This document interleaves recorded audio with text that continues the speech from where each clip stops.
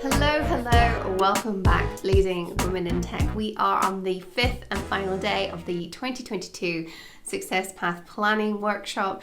I hope you've enjoyed the journey so far and you're really excited to really embed this as a process into your life. That was my goal with putting together this 5-day series, is I want you behaving differently moving forwards, or at least behaving more proactively and owning your future. That's the goal from this.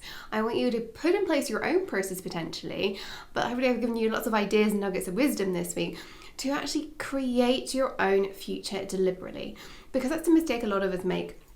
We allow our lives to happen to us instead of actually proactively choosing our direction of travel.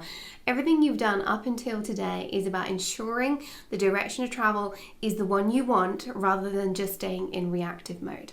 And so today we are going to be diving into how to put everything you've done up until today into action for Q1. And I'm going to be walking through the whole process of how I do quarterly planning, monthly planning, and weekly planning. And then you can use this moving forwards yourself. So if you're following along using my planner, you're going to be starting on page 10, well actually page 11 for the quarterly plan. The quarterly plan is super simple. You'll see that it's actually just a simple grid to hold your goals. We don't want to make this complicated. I am assuming here that your corporate plans, your day-to-day planning is taken care of in the corporate setting. This, remember, is your personal plan. I do have entrepreneurs who use this planning method. I actually use it as an entrepreneur myself for my own business, and I do mix in my personal plan and my corporate plan, but because I'm an entrepreneur, they are so heavily intertwined. For you, if you are in corporate, your professional development and your life goals are going to be heavily intertwined. So if you've set a big goal for financial freedom, you're probably going to need your corporate job to support that in some way. Now, that doesn't mean that you're planning out what you do in your day-to-day. That's taken care of in the corporate planning, but the planning that you're doing as part of this planning exercise considers your career trajectory in order to get you that financial freedom or whatever it is.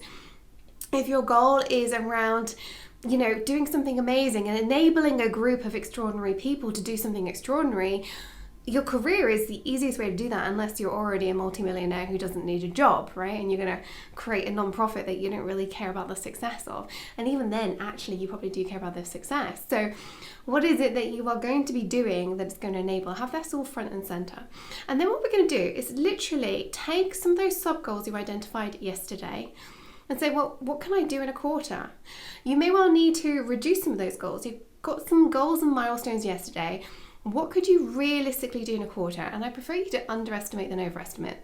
Although each quarter, I want you to take some time to look back and reflect. And if you didn't manage to achieve everything, you know what, that's cool. But learn from that. I was too ambitious last quarter. I have too many other responsibilities. Don't make it wrong. Just update what you can actually realistically achieve in a quarter. So starting now, I want you to be filling in page 11 with maximum 3 goals for this quarter. The first one should be your number one priority. Remember, you can only drive one car at a time. Your number one priority. If you want to stop at one, that is awesome, by the way. Most of us like to have more than one, but the other 2 are lower priority. And then simply ask yourself, over this quarter, what do I need to do in month 1? What do I need to do in month 2? What do I need to do in month 3? You can have several bullet points in each of those boxes. Some things, for example, if you have a goal that relies on the other 2, so you're going to do that in month 3, there might be nothing in month 1 and 2, whereas the first goals that are, required for that final goal, there might be nothing in month 3. So map it out like that. They might all fill in all boxes, but some goals might just have something in month 1, month 2, because it only needs 1 month's worth of focus, or 6 weeks, or something like that. Go through it, fill that one in before we move on to the monthly planning.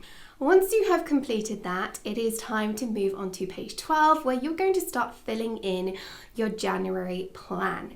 You're going to take what you've just done for your quarterly plan and what you've put in the column for month 1, and you're going to break it down again. It's all about breaking this down bite-sized. That's really the key to planning. Sense of direction, which we've focused on for most of this week, plus bite-sized. When we don't take action on something, it's because it's too big in some particular way. So this whole process is about breaking it down. Take that column from month 1, put it into the table on page 12, and identify exactly what do you need to do this month, actions you need to take, and crucially, look into resources. Remember the exercise that we did yesterday on resources you're going to need to achieve your goal?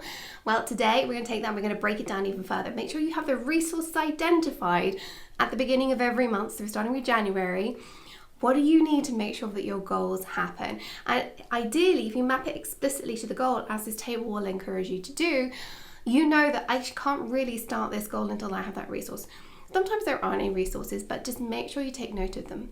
And then at the bottom of the page, I want you to forward plan celebrations. Every single goal should be celebrated. I celebrate every single week. Sometimes it's just having a favorite hot chocolate or something like that, something that just makes me inner sparkle. What we focus on, what we celebrate multiplies because we're looking out for it. We're excited by it, we're motivated by it because we're taking the time to celebrate. I want you to plan your celebration, so put that at the bottom of the page before you move on. I actually spend quite a lot of time planning my celebrations these days because I know how powerful it is for my success. Now we get to move on to the weekly planning. So you are going to be doing weekly planning at the beginning of every week. You're going to do monthly planning at the beginning of every month, and you're going to do quarterly planning at the beginning of every quarter. And I want you to plan out the first week. Actually, in the planner, we started the week on January 10th, but feel free to plan out next week because we're at the end of this week right now if you're watching this when this video first goes live. Each week is split up exactly the same way. First of all, top priority for the week. Go back to your month view. What is your number one goal? What do you need to make sure you get done this week? One thing, one car. You can only drive one car at a time. And then break it down. What do you need to put in place to achieve your goals? And I love to have a completed column. I'm a big checklist girl, so I've got that in the planner for you too. At the bottom of the page, there are other important tasks because I know our brains are full of stuff. So this might be things that don't belong in your project management tool. I hope you're using a project management tool, by the way, but they don't belong in your project management tool. So you get to put these below, like phone the doctor this week, take the kids to a play on such and such a date. That should probably be in your calendar. You kind of get the idea. Some of us don't like to use this. I actually put most of that stuff in my task management system, so I personally don't actually use this section at the bottom of the page, but I know some people really love it, so that's why it's in here. Feel free to delete it if you do not use it. Next, we move on to the following page, which is how you're actually going to map out the entire week day by day.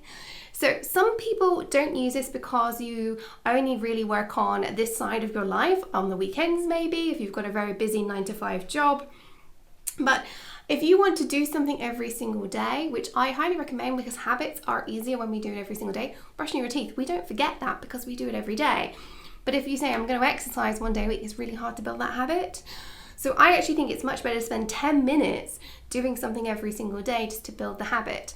But whatever format you take, and it does need to work around your life, I want you to fill in any days that you're planning to work with what is the focus and what are the priority action items based on what you've just done in the previous page for the priority for the week.